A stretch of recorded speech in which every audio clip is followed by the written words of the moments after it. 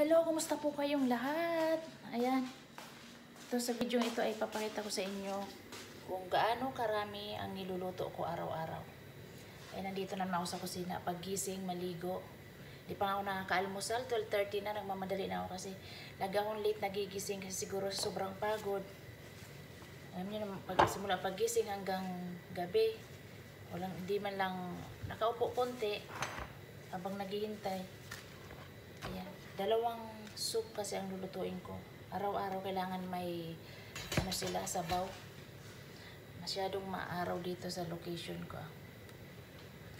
Araw-araw ang soup nila ay 2 ang soup nila.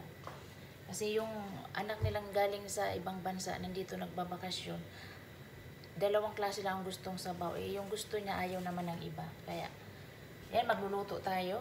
Ang gagawin kong sabaw ay quicker oat soup, tsaka itong another ay macaroni soup na may mga vegetables. Yun. Ganon araw-araw. Kaya,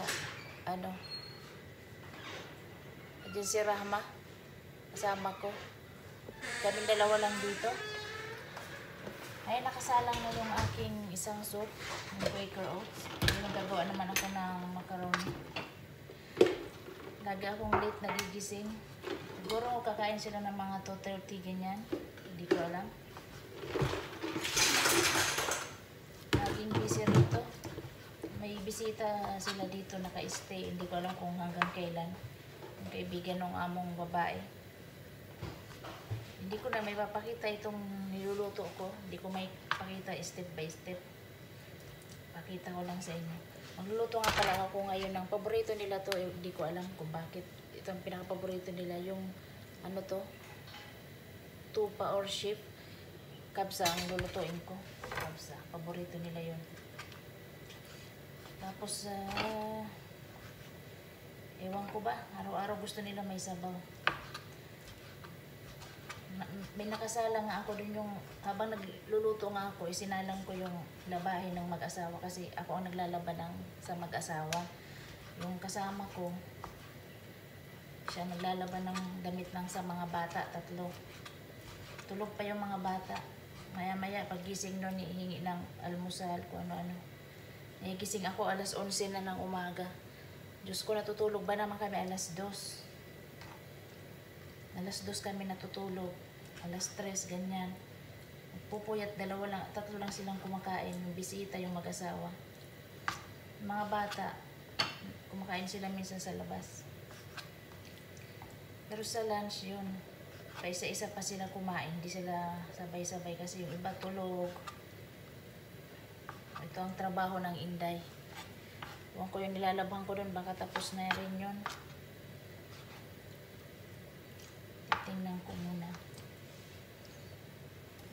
Yung sa quicker oat soup ko, soup, meat yung hinalo ko. Magigisa muna ako nito. Oh my God. Ganito araw-araw ko. Busy. Ganito araw-araw ka busy ang buhay ni Inday. At ito yung sa frozen na ginawa namin dati na yung chicken, ano ba yun? Yung chicken breast na may binalot sa tortilla. Lalagay lang to sa oven. Ito na yung pangalawa nilang pagkain. Kasi gusto nila laging 2 ang pagkain nila. Hindi lang nag-iisa. Pangatlo yung salad. Ganon ang life. Ganon ang life nila. So, magigisa muna ako. Tingnan muna natin kung ano na yung nilalabhan ko, kung tapos na ba. Isasampay ko muna habang nagpapakulo pa ako. Ayan, nandito ko ngayon sa, sa washing room. Kasi yung nilabhan kong damit ng mag-asawa, tapos na. Dito. Buksan natin. Isasampay ko lang to habang nagluluto. Ay, may pa. May tubig pa. Dryer muna natin.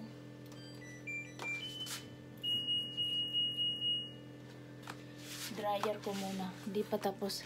Ay, mga nilabhan ko pa yan, kagabi. Paplansyahin ko yan mamaya pagkatapos nila mag-lunch. Ganito ka busy.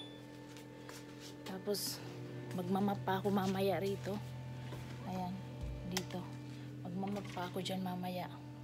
Nakapunas na ako pero magmamap na lang hanggang dyan pababa. Balik tayo sa kusina.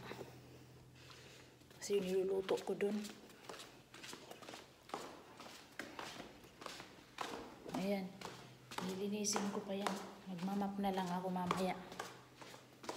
Unahin ko muna yung pagluto. Tulog pa more. Ayan.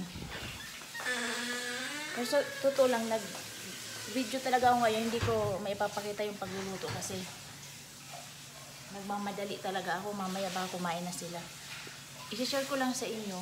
Araw-araw, syempre, nagluluto ako. Araw-araw nagluluto.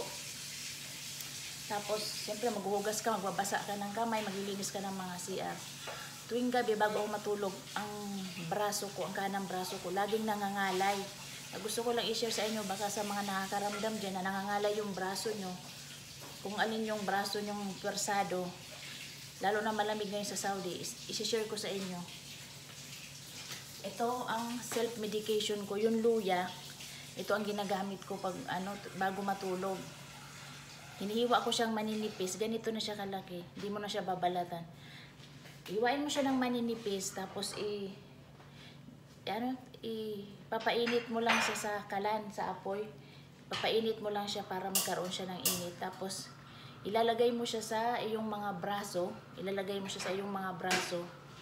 Tapos, pagkalagay mo sa braso, tatalian mo siya ng panyo. Yun ang medyo nababawasan yung ngalay ng aking mga braso. Kaya, effective naman yung luya. Kaya hindi lang siya sa panluto, pwede rin siyang pakuluan pag inuubo kayo o masakit yung nangangati yung lalamunan nyo, inuubo kayo. Pakuluan nyo rin to. Ito rin yung ginagamit ko. Kasi, syempre tayong mga OFW, sariling paggamot na lang sa sarili, inaalagaan yung sarili kasi walang mag-aalaga sa atin dito. Syempre, itong luya, maraming gamit to, hindi lang sa pagluto. Yun nga, ilaga mo sa na may lemon, na may honey, tapos kung nangangalay yung braso nyo, yun, tinatawanan ako nung kasama ko. Ayan si Rahma. Nag-uumpisa na naman siya mag-ingay ka. Hindi ako nakakapag-video araw-araw kasi lagi siyang may kausap. Mag-aaway lang kami kung sisitahin ko. Ayun na nga, doon na nga. Kaya ako nag-video na ito, sa video nito, i-share ko sa inyo kung tungkol nga sa luya, baka may katulad ko na nakakaramdam, lalo sa mga bahay na laging pagod, plancha, nagbabasa, nagpa-plancha, nagluluto. Ito, gawin nyo, effective talaga. Hindi naman totally natatanggal lahat, pero nababawasan yung, ewan ko, basta mangalay lagi yung braso ko, ito yung ginagamit ko. Dinadangdang ko lang siya. Yung tapos na ako mag-ugas ng katawan, matutulog na. Lagay nyo sa kalan, painitan nyo. Yung kaya nyo lang yung kaya nyo yung init. Tapos, yun, ilalagay nyo dyan, dito. Anuhin nyo ng tali, kung may ng panyo, kung may panyo kayo o may bandage kayo dyan, paikutan nyo yung braso nyo. Mababawasan yung parang sa paa, pwede rin. Yun ang ginagamit ko, ginagawa ko para kasi walang mag-aalaga nga sa atin. Kasi tayong mga OFW, bawal magkasakit. Kaya, tsaka uminom lagi tayo ng maraming tubig, bawasan, huwag kayong iinom lagi ng soft drinks, hindi yun maganda sa ating katawan. So, yun lang na ibahagi ko sa inyo. Magluluto pa ako, ang dami ko luluto, hindi ko na may papakita, siguro next time na lang. Maraming salamat po sa walang sawang panonood dyan sa mga kaibigan ko. Shoutout po sa inyong lahat. Maraming salamat. Hanggang dito lang po yung aking vlog ngayon. May bahagi ko lang po sa inyo. Mamaya magsasampay pa pala ako. Hindi ko na maipapakita. Next time na lang. Maraming salamat po. Bye-bye.